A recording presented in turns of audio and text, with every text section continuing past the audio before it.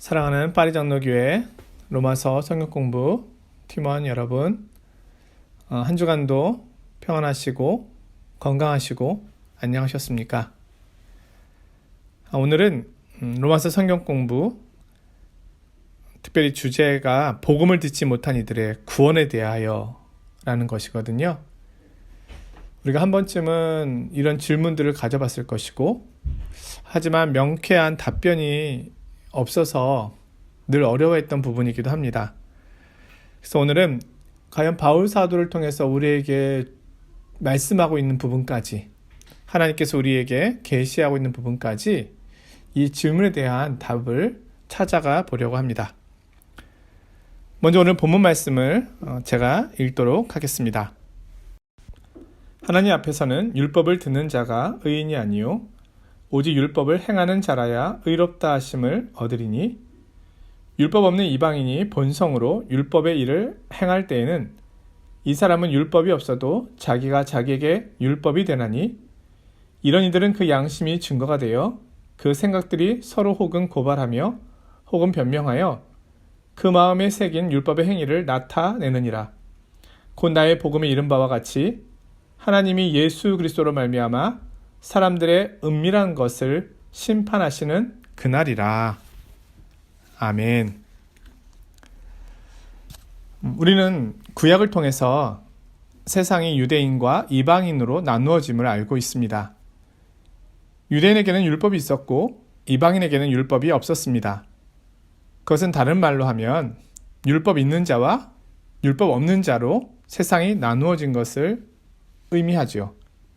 또한 그것은 할례 받은 자와 할례 받지 못한 자, 무할례자로 나누어진 것을 말합니다. 그러면 복음을 듣지 못한 이들은 과연 어떻게 될까요? 율법을 받지 못했던 이들, 그로 인하여 할례 없이 살았던 이들, 그들의 구원은 어떻게 될까요? 결론적으로 말씀드리면 이것에 대하여 우리는 100% 완전히 다 알지 못합니다. 그러나 그렇다고 해서 전혀 알 수 없는 것 또한 아닙니다. 성경이 말하는 데까지 우리는 알 수 있습니다. 오늘은 이 로마서 2장 13절에서 16절 본문을 가지고서 한 4가지 질문들을 우리가 할 수 있거든요. 그리고 그 질문들에 대한 답이 또 오늘 본문이라고 할 수 있습니다. 큰 4가지 질문들, 그리고 그것에 대한 답에 대하여 한번 귀를 기울여 보겠습니다. 첫 번째 질문은요, 율법에 대하여는 의롭다 할 육체가 없는데 양심에 따라서는 의롭다 인정받을 수 있을까요? 그러니까 율법이 없는 이방인들이 양심에 의하여 도덕적으로 착하고 선하게 살았다면 하나님 앞에 의롭다고 인정을 받아 천국에 갈 수 있지 않겠습니까? 이런 질문이죠. 답은요, 아니라는 거죠. 자, 왜냐하면 여기서 의롭다고 하는 것은 생각과 생활에 있어 정직하다는 의미입니다. 즉 하나님과 이웃 앞에서 흠이나 책망받을 일이 전혀 없음을 말합니다.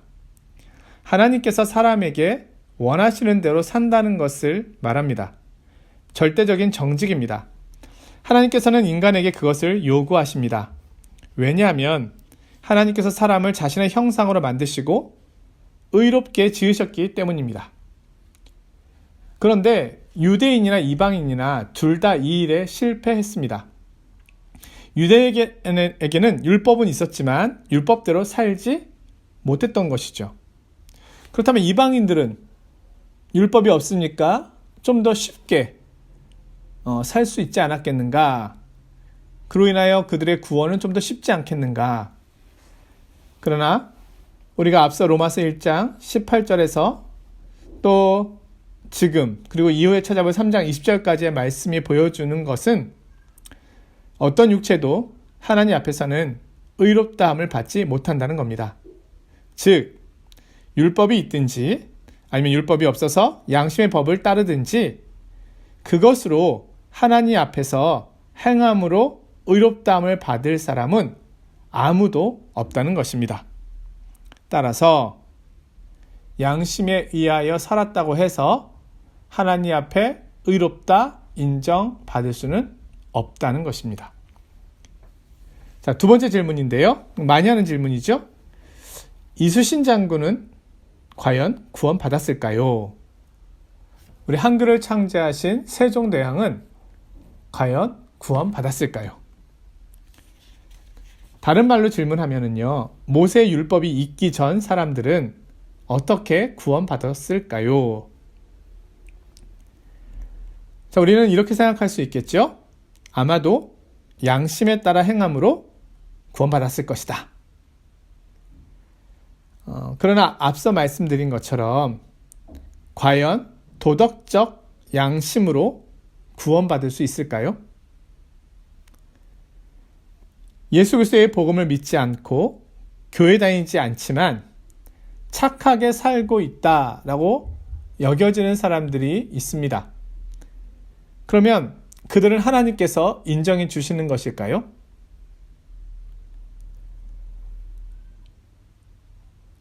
유대인들에게 해당되는 율법에 의해서든 이방인들에게 해당되는 양심의 법에 의해서든 어떤 모습으로도 하나님 앞에서 행함으로 의롭다함을 받을 수 없다는 것이 성경의 말씀이라고 말씀드렸습니다.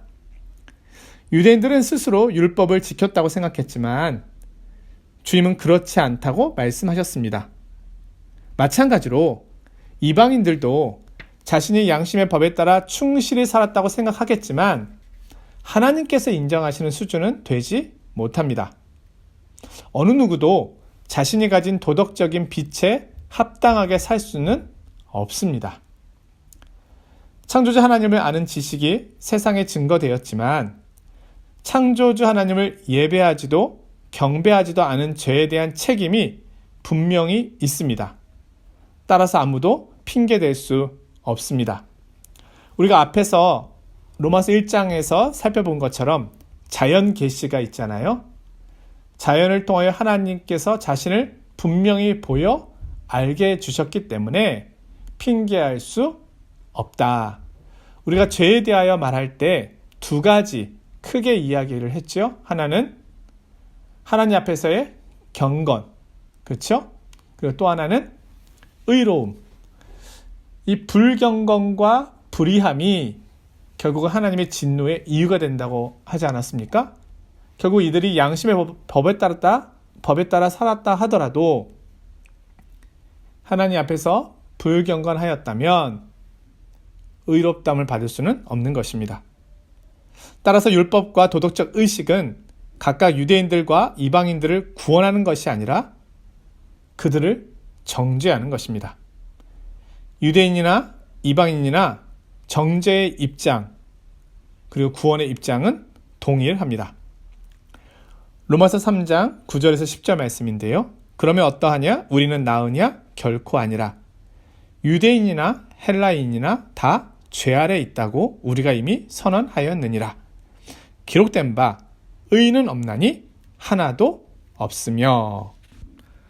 따라서 이순신 장군이나 세종대왕 이분들이 도덕적 양심에 따라서 정직하게 살았다 할지라도 하나님 말씀 앞에서 부족하기 때문에 그들은 구원받을 수가 없습니다.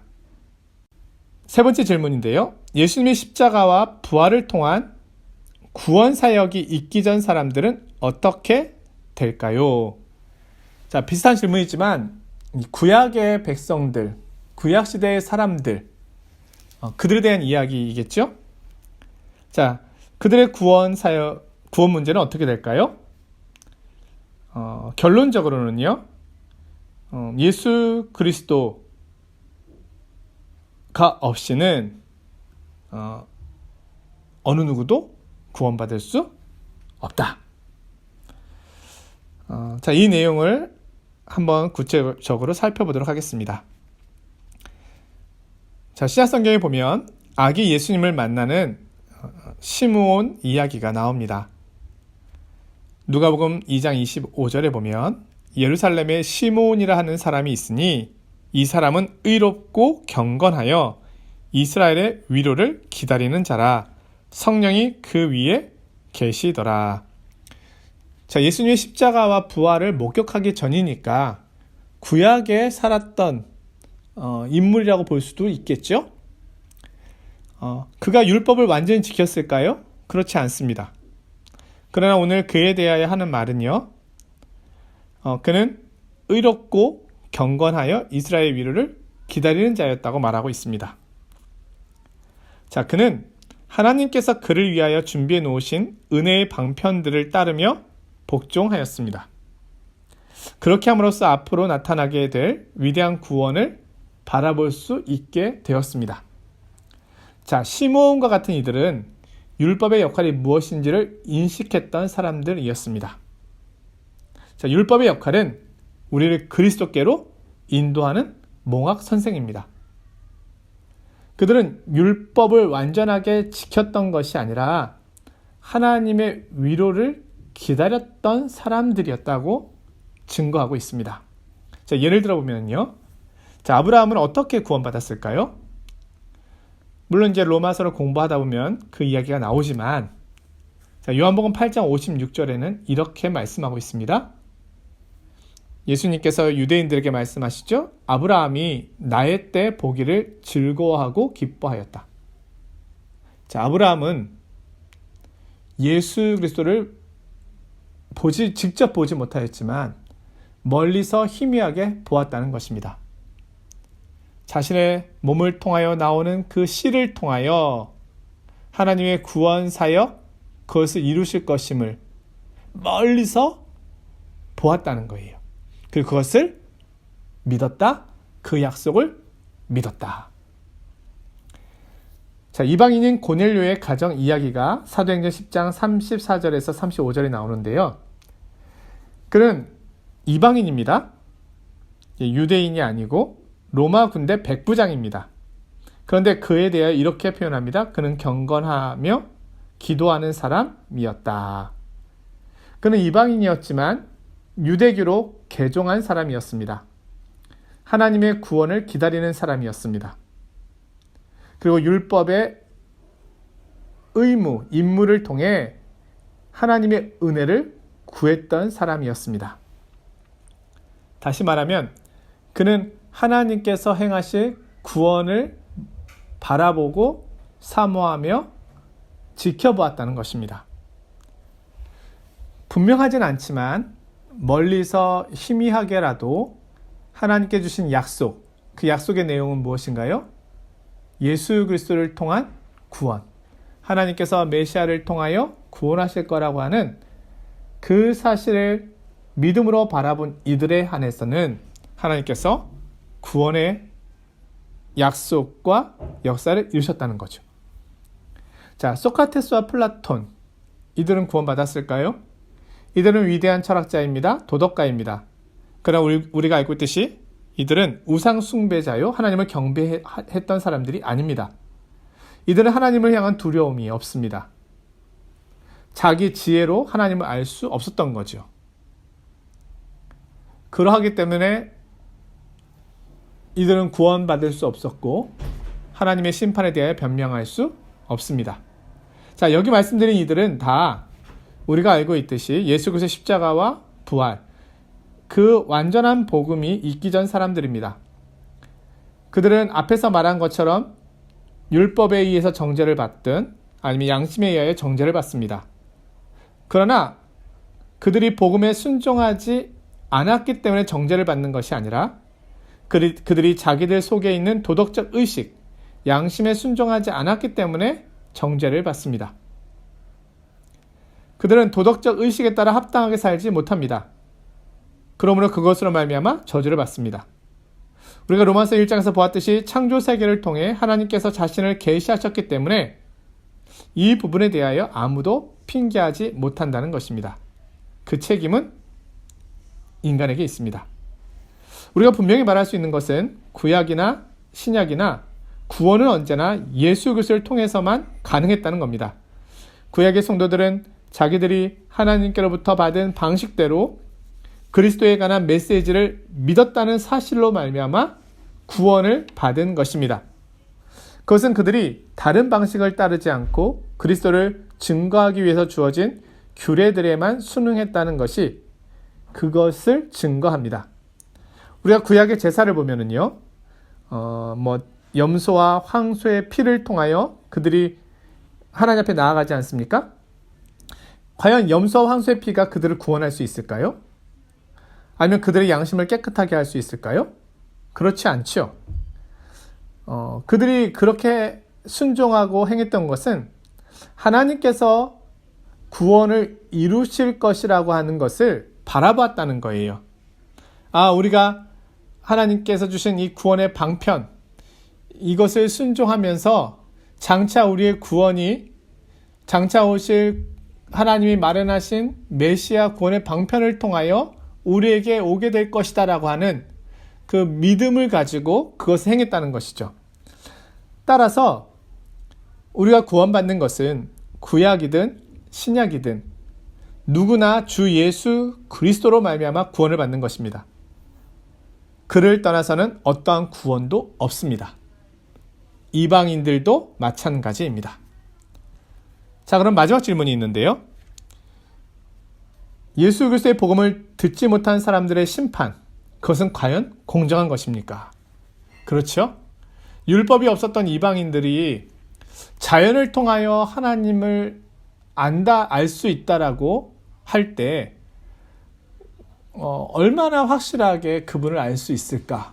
우리가 앞에서 살펴본 것처럼 하나님의 심판에 대하여 불의하다고 말할 수 없을 만큼 충분할 정도로 하나님께서 자연을 통하여 계시해 주셨다라고 말씀을 하는데요.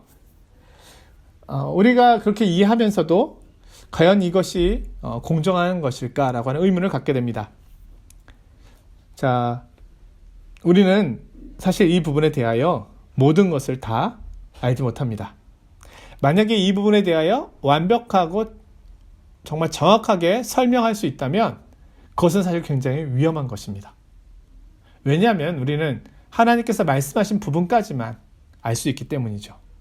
분명한 것은 그리스도를 듣지 못했던 세상에 살고 있는 사람들은 하나님의 진노 아래 있고 정죄 아래 있다는 것입니다. 유대인들은 율법으로 정죄받았고 이방인들은 양심의 법으로 정죄를 받았습니다. 따라서 심판을 피할 수는 없습니다. 그런데 우리가 분명하게 해야 할 것은 하나님께서는 의로우시고 공의로우시다는 것입니다. 하나님께는 불의함이 없습니다. 마틴 로이드 존스 목사님의 말씀을 인용해 봅니다. 우리는 분명한 가르침이 없어도 만족해야 합니다. 계시가 부족해도 그것으로 만족해야 합니다. 우리는 믿음으로 하나님께 복종해야 합니다. 우리 모두는 할 수 있는 한 최선을 다해서 복음을 전파하고 그 복음을 증거해야 합니다. 욥기서에 보면 욥이 하늘에서 일어난 일로 인하여 큰 고난을 받게 되는데요. 나중에 하나님께서 욥에게 나타나시지만 그 고난이 왜 생겨났는지에 대하여 자세하게 설명해 주지 않습니다. 그런 의미에서 욥의 고난은 신비로 남습니다. 하나님께서는 우리에게 모든 것을 설명하셔야 될 책임을 갖고 계시지 않습니다. 자, 고린도전서 13장 12절에 보면은요. 지금은 우리가 거울을 보는 것처럼 희미합니다. 이렇게 이야기하죠. 그러나 그때가 되면 주께서 우리를 아신 것처럼 우리가 온전히 알게 될 것이다. 우리는 이 세상에서 모든 것을 다 알지 못합니다. 그러나 분명하게 붙잡아야 될 확실한 것이 있습니다. 그것은 하나님의 약속입니다. 하나님이 말씀하셨고 하나님께서 우리에게 약속하신 것, 그리고 그 약속을 지키실 분은 하나님이시다라고 하는 하나님의 신실하심에 대한 그것을 우리는 붙잡아야 하는 것이죠. 자, 적용 부분을 봅니다. 십자가의 대속으로 나타난 우리를 향한 하나님의 사랑과 주권과 그 신실하심을 생각한다면 그 어떤 이해되지 않는 질문 앞에서도 우리는 하나님을 신실함으로 바라볼 수 있습니다. 우리가 예수 그리스도를 믿는다면 기록된 성경 모든 말씀을 믿을 수 있는 겁니다. 믿음은 하나입니다. 신약은 믿고 구약은 못 믿고 이것은 믿고 저 말씀은 못 믿겠고 이럴 수는 없습니다. 십자가를 믿는다는 것은 성경을 믿는다는 것입니다. 성경 전체를 믿는다면 하나님을 전적으로 신뢰한다는 것을 말하는 것입니다. 성경이 말하고 있는 것은 여기까지입니다. 성경이 멈추고 있는 곳 또한 여기까지입니다. 우리는 모호한 것을 따라다니며 흔들릴 이유가 없습니다. 성경에서 분명하게 말씀하신 것은 예수 그리스도를 듣지 못한 세상에 살고 있는 사람들은 하나님의 진노 아래 있으며 정죄 아래 있다는 것이고, 이것이 우리가 복음을 전해야 할 가장 큰 이유라는 겁니다.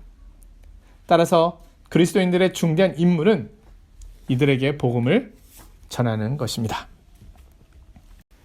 다음 주에는 로마서 2장 17절에서 24절 본문을 가지고 유대인의 외식에 대한 말씀을 살펴보도록 하겠습니다. 한 주간도 건강하시고 평안하십시오. 안녕히 계십시오.